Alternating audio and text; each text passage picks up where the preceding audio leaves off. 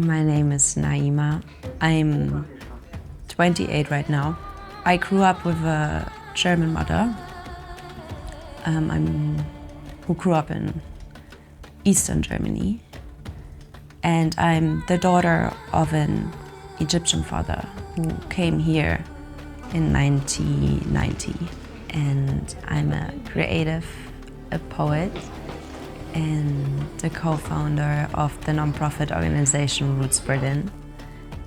With the non-profit, we create spaces for people of color to come together and in creative ways, in movement, in knowledge sharing, and give them a platform to learn, to grow, to heal, to connect, trying to break down barriers that exist here in this country. With my poetry and my creative stuff, I'm always sharing my vulnerability and the perspective of my eyes, of how I see the world, of how I experience it, of the story I hear from other people when they share their stories with me. Woher ich komme? Ich komme aus einem Garten, Eden, ähnlichen Paradies. Ich bin aus einem Feld von Pfingstrosen, die meine Oma mit Liebe pflegte. Ich komme aus den ewig weiten und gelben Rapsfeldern und den grünen, duftenden Wäldern. Ich bin aus der Blume des Lebens, obwohl ihre Erde vertrocknet schien. Ich bin aus vier Wänden, geschützt vor Wind und Regen, doch schaue ich gern aus dem Fenster und vermisse die Ferne.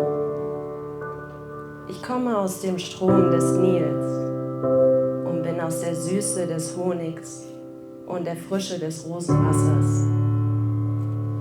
Ich bin aus dem Roten Meer, welches kristallklar den Horizont anlacht und mich mit seinem weichen und salzigen Tuch umhüllt.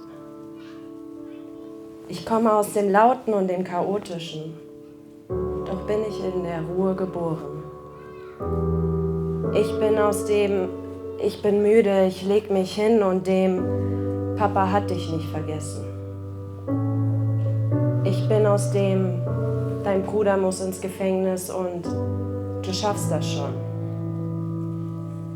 Ich bin aus den Tränen meiner Mutter und der Versagensangst meines Vaters.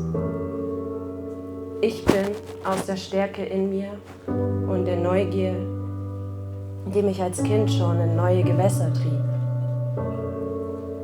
Ich bin aus dem Schmerz, den Männer mir zugefügt haben, und aus der Liebe, die Frauen mir immer und immer wieder schenken. Ich komme aus einem Garten Eden ähnlichen Paradies, aus einem behüteten Ort, nach dem ich mich sehne.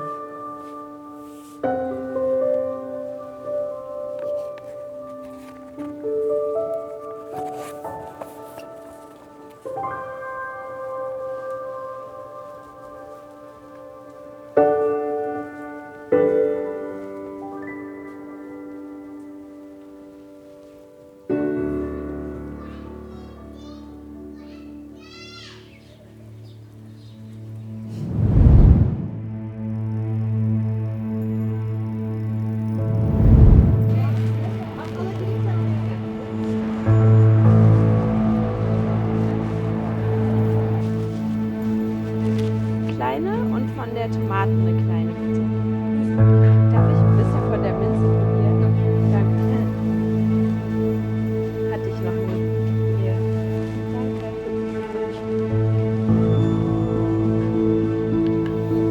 Da noch kleine Eiswürfel.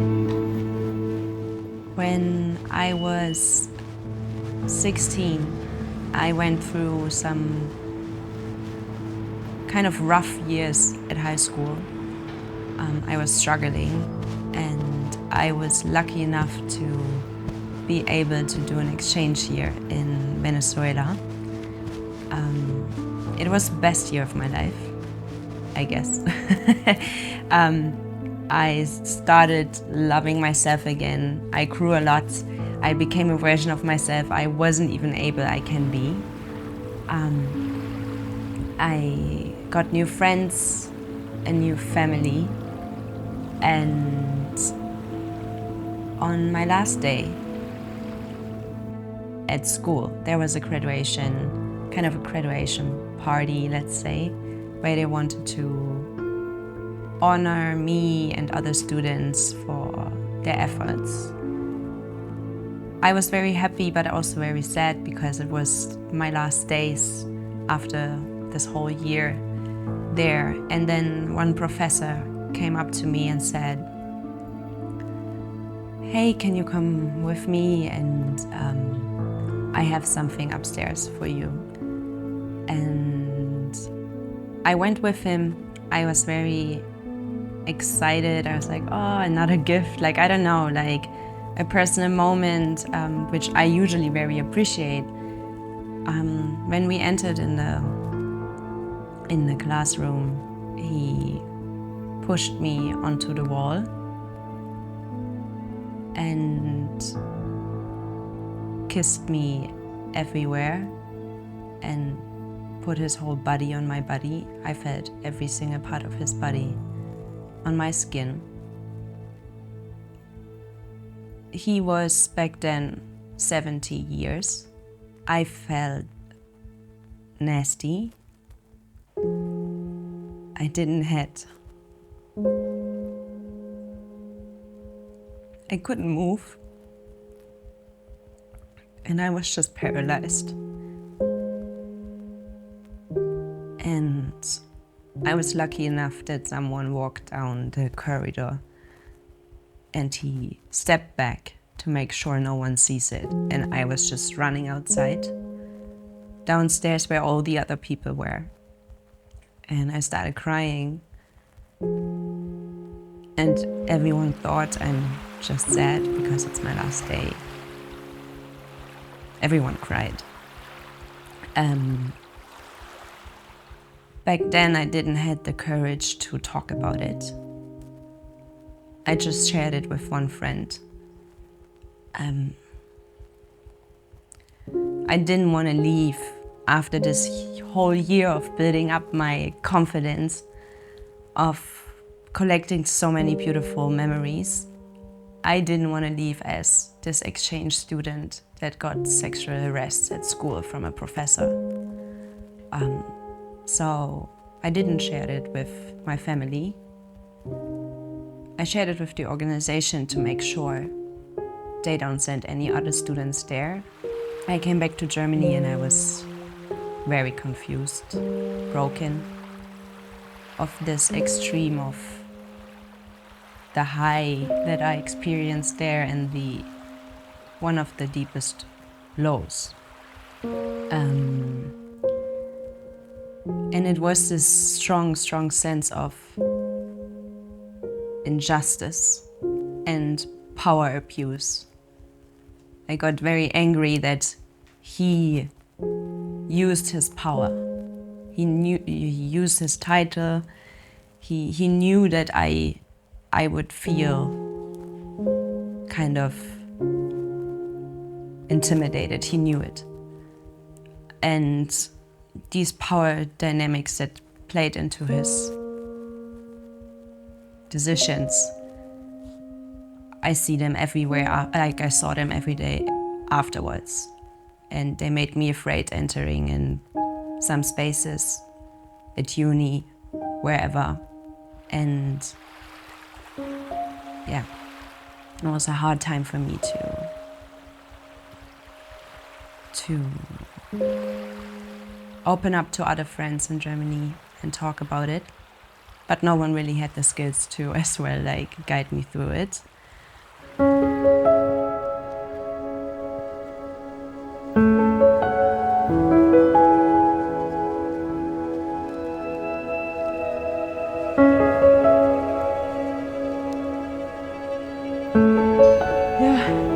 Worüber macht die Doku?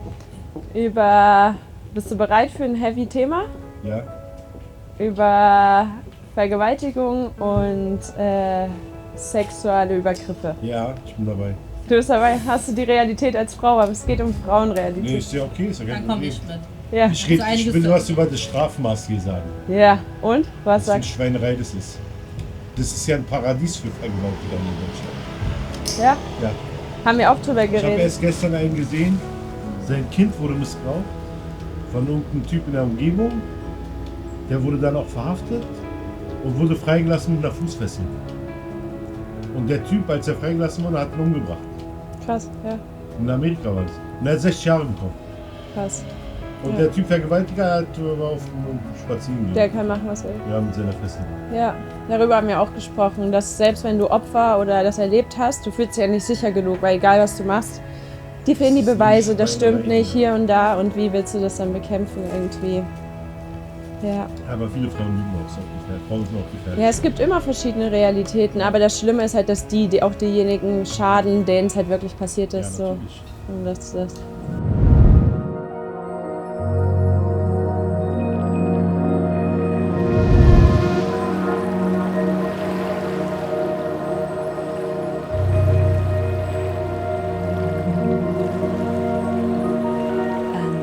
I traveled to Greece, and I like after all this year I started like a whole new journey, and I kind of just tried to get not over it, but like try to heal in the way how I can heal. And I went to visit a friend in Greece that I didn't really know that long, but I felt good. We were both interested in music and writing and doing creative stuff. He invited me to go back there and to meet him and to produce a song or work together. And when I went there, we had a beautiful time, but then again, I felt this sense of like a power dynamic. I stayed at his place, and we felt that there was a connection. We started making out, and then one thing led to another, and then I realized, but I don't want this. I don't want to sleep with you. I don't feel comfortable. And I said no. And the no wasn't really heard. I tried to say it again, but again I was just paralyzed. I could not move. I was again upset that someone would use, I don't know, I don't even know. Like, why would a friend do that? Why would someone who's so close to you not accept a no? And he forced himself inside of me. It hurt a lot, it hurt for days. I had to stay with him in his apartment. I pretended I'm good. I tried to tell myself, it's not what you think it was. But I was afraid. It was back then, he didn't have Wi-Fi at home. There was no roaming data, like I couldn't reach anyone at home. So I was also very scared, like what happens if I do something, if I really say like, I don't want this, like leave me alone, like at this point I didn't know what could be actual outcomes, and to be the safest as possible, I just played along with it and was quiet. And when I got back in Germany, I realized that this was not okay. And this is also called rape. For me, it was hard to accept because a lot of people I talked to, they were like, but did you really say it like that way? Were you clear and you said no? Like, they made me doubt myself, but you know.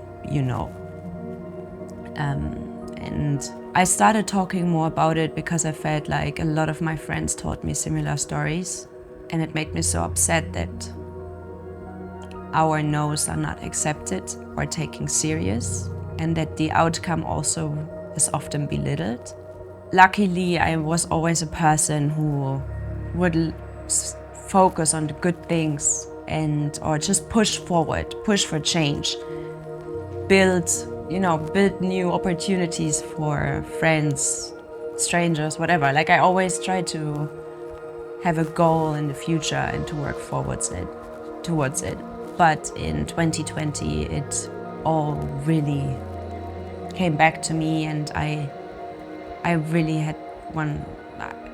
just really feel re-traumatized. And I started my healing journey with a therapist. It took me a very long time.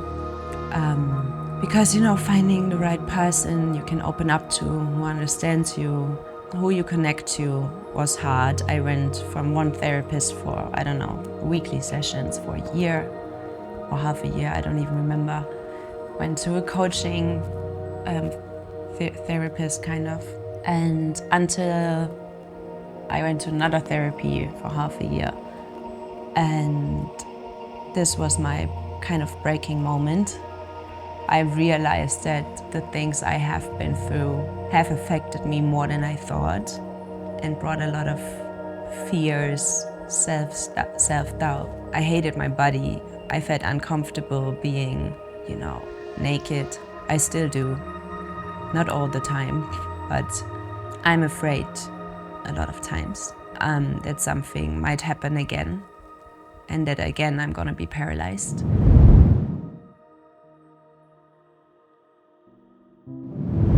Now, one of my biggest aims was to open up to my family. These things happened years ago. I never told them. I never told my mom. I never told my dad. And I always saw their struggles. I saw how hardworking they are, how much they do, how much work they do, how much care they give in the ways how they can give it so that I can live a good life, a life where I can be free and create. And I just always wanted to protect them. I felt like if I tell them, they'll be hurt. And I didn't want them to be hurt. And so I protected everyone else around me and didn't tell my story. But I realized this year that my biggest success would be to break these intergenerational gaps, to talk to my parents about it. And maybe with being this little bridge from this generation, I give them a chance to open up too. I don't think they grew up in a society where they'd be able to talk about mental health. I don't think they grew up in cultures where there's an openness about it. There's shame, there's silence. You want to keep everything inside the family. You don't want that other people know about your family struggles. But I truly think I can only be free if I am unapologetically me in these situations. And my experience make me whole, and I want to give them a chance to see my wholeness and maybe inspire them to open up to their friends as well, or to talk more about it. And I hope this leads somehow into a life where everyone just listens a bit more and really listens without responding immediately. And to share stories that we all carry and then become eventually more compassionate, which also leads then to maybe we understand more the dynamics of the structures of this world and the systems that we might have to dismantle. What can be our role in it? And I think my role is to just be vulnerable and share my story and trying to listen to what other people have to say.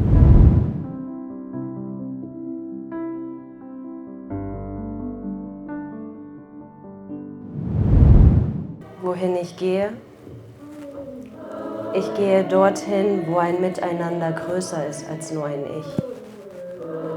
Dort, wo alle etwas weniger wollen, so dass wir alle etwas mehr haben. Dorthin, wo ich meinem Baba sage, dass ich mich manchmal alleine fühle. Dorthin, wo meine Mama und ich uns in den Arm nehmen und Verständnis zeigen.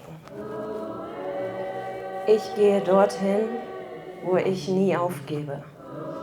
Dorthin, wo die reinste Version meiner selbst frei durch die Straßen fliegt, zusammen mit der Freiheit der anderen. Ich gehe dorthin, wo die endlose Kraft durch Community erblüht. Dorthin, wo weniger Neid uns alle erfolgreich werden lässt. Dorthin, wo dein Scheitern nicht meine Chance ist. Ich gehe an einen Ort, wo sich unsere Unsicherheiten nicht hinter ernsten Gesichtern und Reife verstecken. Einen Ort mit weniger Lügen und mehr offenen Herzen. Ich gehe dorthin, wo sich der Zeiger wieder nach vorne dreht und ich nicht länger in der Vergangenheit schwebe.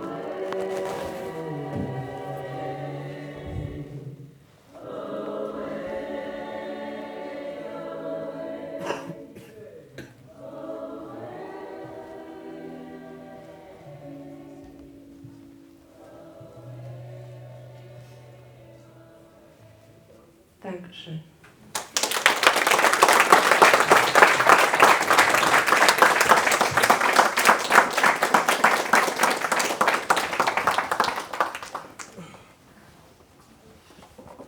I'm Rita Booker Salimosi. I'm an intercultural communication coach with a migrational background. I was born in Romania and raised in Austria. I studied psychology to understand my own family because we were very, very conflicted.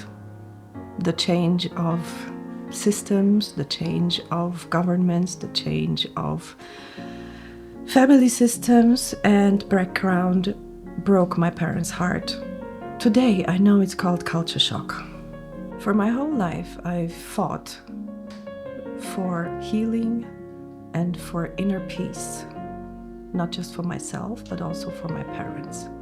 What I would like to say today is how healing can actually happen, how culture shock can be prevented, and I can say that there is life after healing. There are many different ways to find your own path into becoming whole again, because that is the definition of health. But what if the system that you came out of, the family system, was never whole in the first place? And now you've even changed systems. How will you ever know what is whole, what is healthy, what is normal? So many people struggle for medication, for alternative medicine, for holistic approaches, disregarding the context, disregarding the societal influence. If your identity is not only based on your name and the place you were born, and maybe the name of your father, what is it really based on? If you are born with developmental trauma, if you are born with minor little, let's say, inconveniences that are completely invisible to the world other than to yourself, you will fight for recognition, you will fight for your identity, you will fight to be heard, to be seen, to be understood, to belong. But there's no reason to despair, there's no reason to give up, because complete healing is possible and there is life after healing. And that's what I like to encourage people, especially when they come to my association, which I called Permission for Self-Healing. Permission for self-healing is the point in your consciousness, after learning about all the therapy methods, after going through all the workshops, through all the healing processes, trusting the process, and discovering that books are not therapy, that people who try to help you can't really grasp what it is you're really trying to say. So you have the duty to translate everything for your own needs.